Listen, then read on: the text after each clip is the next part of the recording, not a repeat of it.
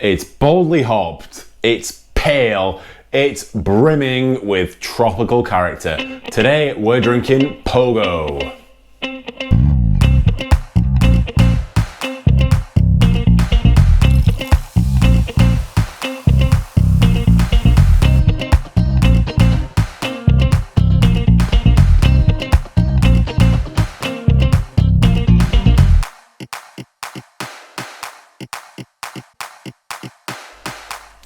Hi guys, it's Jim here from Dr. Tankenstein with another episode of Beers of the British Isles.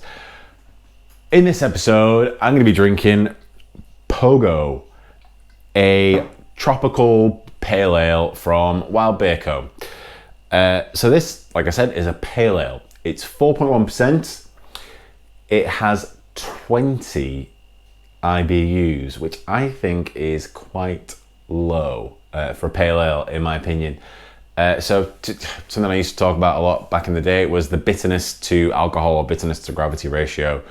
For a pale ale, I would probably be looking at around 0.6 to 0.9, maybe even 0.7 to 0.9. If you look at 20 IBUs to 4.1%, you're probably looking at more like 0.5. Now, I'm certainly not going to tell Wild Beer Co. how to make beer, but that's what we're dealing with. A ratio of about 0.5. Probably. Now that doesn't mean that they've skimped on the hops though. The hops they put in this, there's loads of hops in this, and I kind of commend them for it. So I kind of look at it in two halves.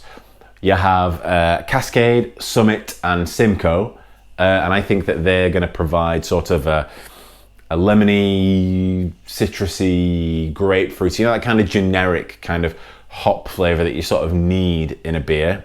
And then these cheeky buggers down at Wild Beer Co, they're using Huel Melon and Mandarina Bavaria, which will sort of give kind of an orangey flavor, I imagine. And Mandarina Bavaria, I'm just going to say it now because it doesn't get used all that often. A few years ago, this new hop kind of launched on the scene. I'm pretty sure it's a German hop. You know, German hops traditionally are kind of earthy and spicy and don't really have a lot to them. There's definitely not a lot of bittering properties to them. And then this Mandarina Bavaria kind of exploded onto the scene with, I want to say, about 10% alpha acids and just the most delicious orangey flavor that you can get. And then for some reason, nobody uses it anymore. I guess kind of that sort of citrus IPA thing is kind of over and the tropical is moving in. I'm not sure. But anyway, these guys have used Mandarina Bavaria and Huel Melon, and I think that's going to give it that orange character. The malt bill is kind of typical, I guess. There's Golden Promise in there, you know, the low color, high flavor malt, the trendy kind of craft malt Golden Promise. They have Caragold, which I'm not really sure what that is. I guess it's a crystal malt of some kind, and some wheat in there. So this might be hazy, but I don't mind that this is hazy if it's kind of a fruited beer. I think that's okay. Now POGO, the name POGO, stands for passion fruit, orange juice, guava, and orange zest. Maybe I got my O's mixed up there, but I'm sure they call it POGO because POG sounded weird.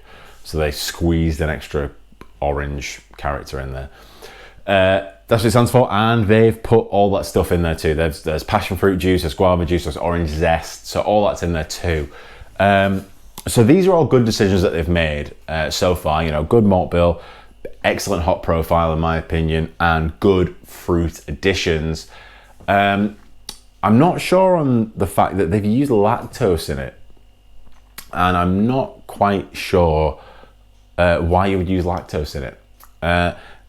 My worry is that this beer doesn't have a lot of kind of malt character in it. I'm worried that they've used too much juice and the malt character is not that much, so they've needed to put some lactose in there to like kind of bulk it up. Or maybe the opposite, they didn't put enough juice in and they need to be a little bit sweeter. I don't know. Yeah, they've used an American ale yeast, which again seems a little bit strange for Wild Beer Co, who are kind of famous for the yeast experiments. But I don't really have a lot more else to say other than to just dig in and find out what's under there.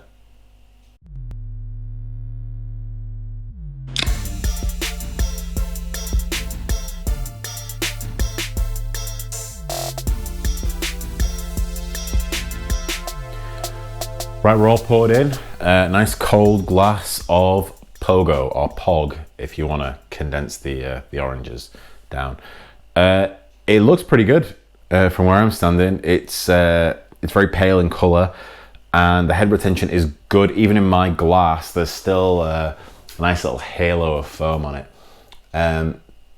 Looks very well carbonated. Coming out the can, it seemed quite well carbonated too, which is probably why the head retention is so good. The scent, the aroma is quite weak, would I say?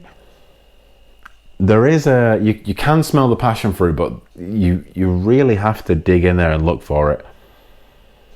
Considering there's so much passion fruit and so many great hops have gone into this beer, I'm a bit underwhelmed by the aroma, if I'm honest. Yeah, passion fruit's the overriding thing, if anything.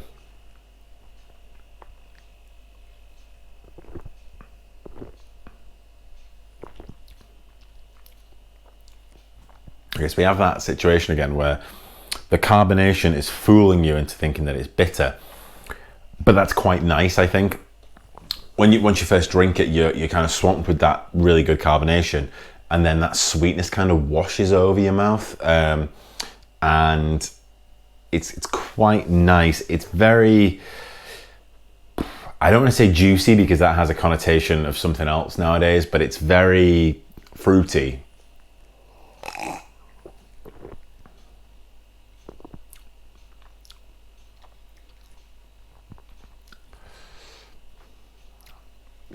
No bitterness. I can taste the passion fruit. Everything else is kind of by the wayside. Perhaps the orange zest, there's kind of a different quality. Hot bitterness and kind of regular bitterness is kind of weird. So if you were to suck on an orange zest, you would kind of get a certain bitterness that isn't the same as a beer bitterness, if that makes sense. That's kind of in there. I can get that sort of bitter edge to it, but it's, if I can say this, it's not very well balanced, if I'm honest.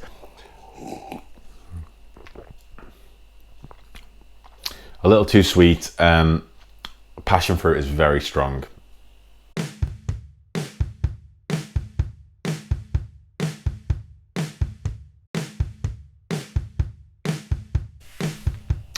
Wild Beer Co., the brewers of this fruited IPA, were founded in Somerset, which is kind of in the southwest-ish of England. Founded in Somerset. I'm not sure when. I'm not sure they're a hugely old brewery, maybe 10 years or so, but maybe I'm wrong. And they have three kind of core tenets on their website, and that is in pursuit of flavour, inspired by ingredients, and inspired by authenticity, if I'm getting those correct.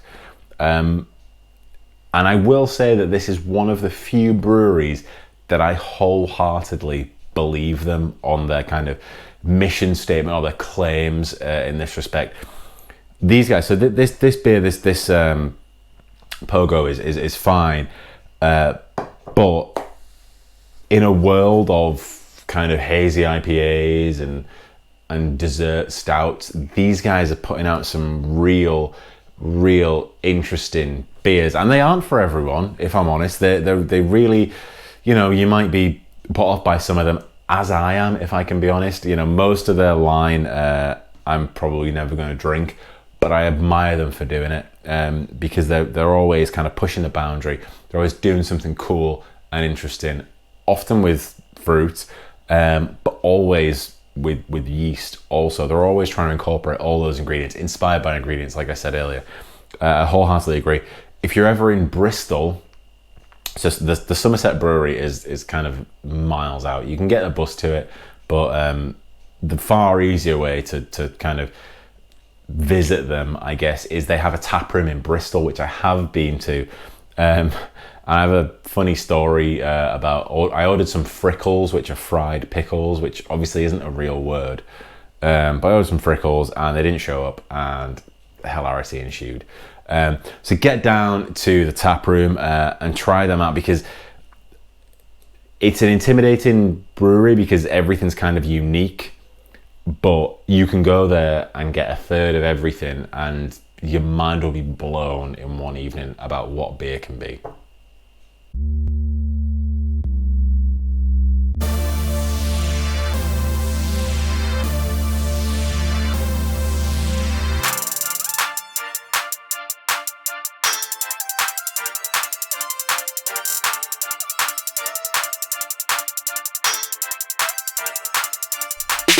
Okay, then let's sum it up. Let's sum up POGO by Wild Beer Co. Appearance is fine. You know, this could be anything. You know, it's a pale color, like I say, golden promise. The low color, high flavor malt, Carragolden wheat. Not so hazy for wheat, if I'm honest. They must have just put a tiny amount in there for the head retention.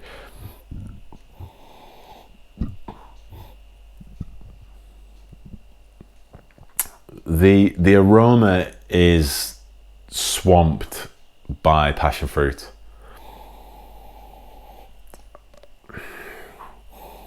The aroma is swamped by passion fruit.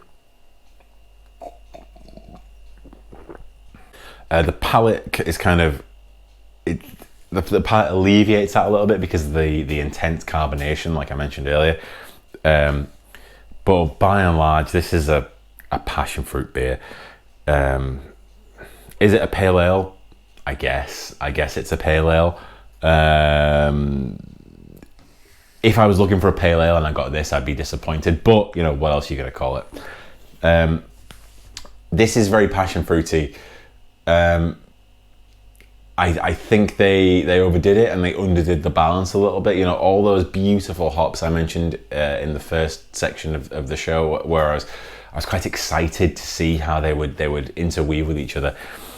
I would probably love to see that without dumping a lot of passion fruit juice in it. And maybe it's going to turn out that they didn't dump any passion fruit juice in it and I'm overreacting. But for me, this is a passion fruit pale ale and I'm not getting any of those other qualities.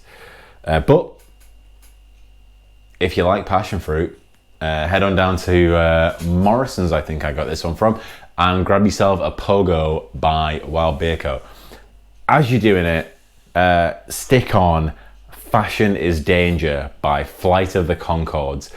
I don't really know why I chose that song, but ever since I read passion fruit on the can, I've just had that song in my head. So stick on Passion is Danger by Flight of the Conchords, get yourself a POGO, and let me know what you think.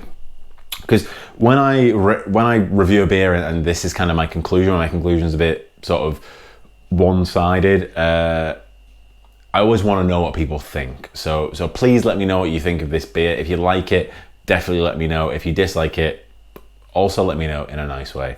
But if you do like this beer, I've reviewed a few passion fruit pale ales recently, so watch those. Head on down to your local bottle shop, ask them for some, and I'm sure they will oblige you. In the meantime, guys, cheers.